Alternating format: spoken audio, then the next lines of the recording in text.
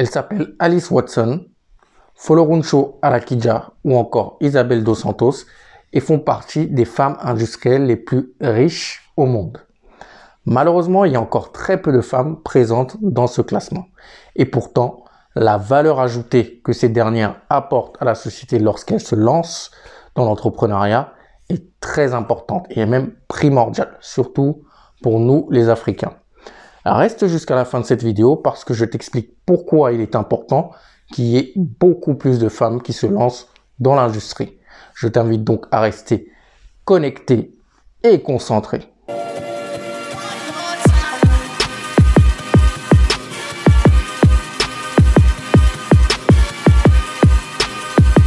Bienvenue sur OMBM Channel, moi c'est Paul Guérin et ici tu es sur la chaîne qui te parle d'industrialisation et de process industriels parce qu'avoir une bonne idée d'entreprise c'est très bien, mais ce qui te permettra d'emmener ton entreprise au plus haut, c'est d'avoir des process industriels bien rodés et bien robustes.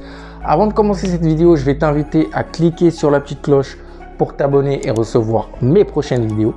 Et surtout, si tu as aimé cette vidéo à la fin, mets un petit like et partage-la. Prenons le classement Forbes de l'année 2020.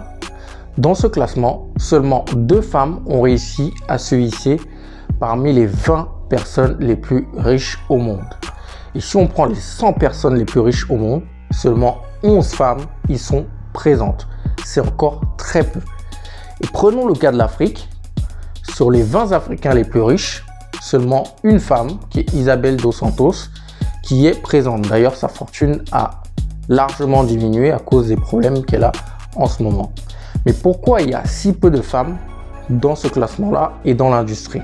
La première raison, c'est une raison historique. C'est-à-dire que le milieu industriel a toujours été assimilé à un milieu d'hommes, un milieu dur, un milieu où les femmes n'ont pas leur place. Ce qui est totalement faux. La seconde raison, c'est que les femmes se dirigent moins souvent vers des filières techniques et des filières industrielles. Et la troisième et dernière raison, c'est que peu d'hommes aiment être dirigés par des femmes et donc ils contribuent moins souvent au succès de ces dernières. Malgré tout cela, on constate quand même qu'il y a beaucoup plus de femmes qui se lancent depuis ces dernières années. Si on en revient aux statistiques, prenons le cas de la France, 40% des créateurs d'entreprises sont des créatrices. Une autre statistique, donc les entreprises dirigées par des femmes sont généralement 8% plus rentables que celles dirigées par des hommes. Et une dernière statistique concernant la France, c'est que 54% des petites entreprises dirigées par des femmes ont moins de chances de faire faillite que celles dirigées par des hommes. Mais nous sommes une chaîne, bien évidemment, vous le savez déjà, tournée vers l'Afrique. Alors parlons de l'Afrique. Il faut savoir qu'en Afrique, nous sommes en avance par rapport aux autres continents en ce qui concerne l'entrepreneuriat chez les femmes. En Afrique, 24% des entrepreneurs sont des femmes. C'est 4 fois plus qu'en France et 2 fois plus qu'en Amérique. C'est génial ça. Pourquoi je disais en début de vidéo que la valeur ajoutée apportée par les femmes dans l'entrepreneuriat en général, mais également dans l'industrie, est primordiale surtout pour nous les Africains. Parce que lorsqu'une femme se lance, elle a une dimension sociétale et sociale qui est très élevée comparée aux hommes, qui l'ont également. Mais généralement, une femme se lance pour améliorer le confort de vie de ses proches ou élever la communauté.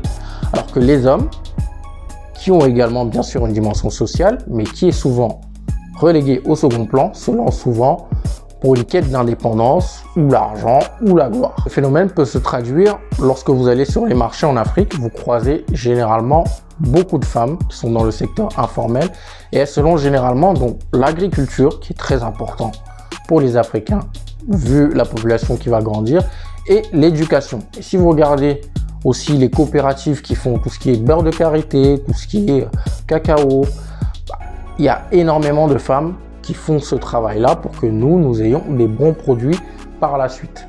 C'est pour cette raison qu'il est important qu'il y ait de plus en plus de femmes qui se lancent dans l'entrepreneuriat en général et également dans l'industrie. Parce que plus il y aura de femmes, plus notre continent et notre communauté s'élèvera. Bien évidemment, les hommes aussi, rassurez-vous. Voilà ce que je voulais partager aujourd'hui avec vous. J'espère que cette vidéo vous a plu. Donc, dites-moi en commentaire ce que vous pensez des statistiques que j'ai données et de la place des femmes dans l'industrie. Donc, on en discutera en commentaire. Je veux bien avoir vos avis. On se retrouve la semaine prochaine pour une nouvelle vidéo, un nouveau thème. N'oubliez pas de me suivre sur Instagram pour plus de contenu sur l'industrialisation. D'ici la semaine prochaine, portez-vous bien et n'oubliez pas que nous sommes tous des multi-billionnaires mind. Partage cette vidéo à une femme autour de toi ou une femme de ta communauté. Bye. Ciao.